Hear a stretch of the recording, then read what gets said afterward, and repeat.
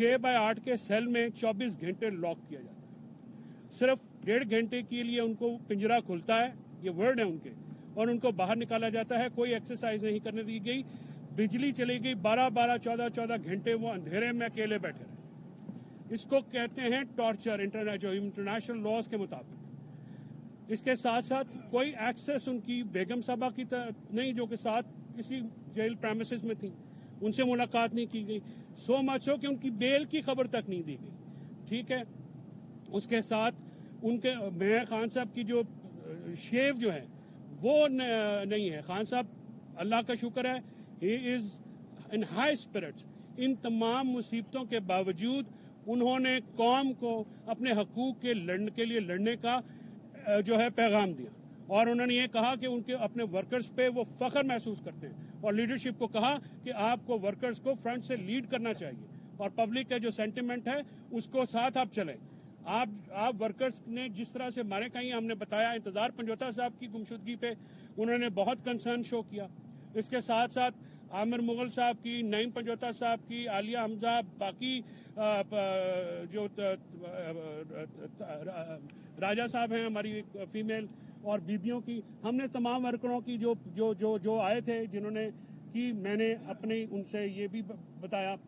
खान साहब जो हैं उनका स्पिरिट वैसे ही है, वो तमाम मुसीबतों से घबराते नहीं हैं। आज उनसे मिलके दोबारा एनर्जी आ गई है, दोबारा वही चार्ज हो गए हैं कि खान साहब को देख लेते हैं तो हम जो हैं वो तो निहाल हो जाते हैं खुशी से। तो आज अल्लाह का शुक्र हुआ है कि हमारे तवसत से दोबारा मुलाकात हुई, और खान साहब के लिए जो मुसीबतें और सबतें हैं, इसके ऊपर मैं बिल्कुल सुबह जो है ये पटिशन फाइल करूंगा, और आई विल इंश्योर कि जो हमारा जो रूटीन का काम है वो किया जाए। और इसके साथ साथ मैं अदालतों का मशकूर हूँ जिन्होंने बीबी की बेल ली, जिन्होंने आज हमारी मुलाकात को जो है वो मेहरबानी की, इंश्योर किया, और हुकूमत की तरफ से ये जो ओछे हथकंडे हैं सिक्योरिटी के नाम के ऊपर जो है मुलाकात बंद कराना। खान साहब ने जो तरमीम पास हुई हैं उनके ऊपर बहुत अफसोस का इजहार किया है, और उन्होंने कहा है कि इस मुल्क से जमहूरियत खत्म कर दी गई है और रूल ऑफ लॉ के बगैर जमहूरियत नहीं होती है। उन्होंने ये कहा कि ये आइन पे हमला है, अदलिया पे हमला है, और ये जो मामलात किए गए हैं जिस तरीके से, उस पर उन्होंने इंतहाई अफसोस का इजहार किया।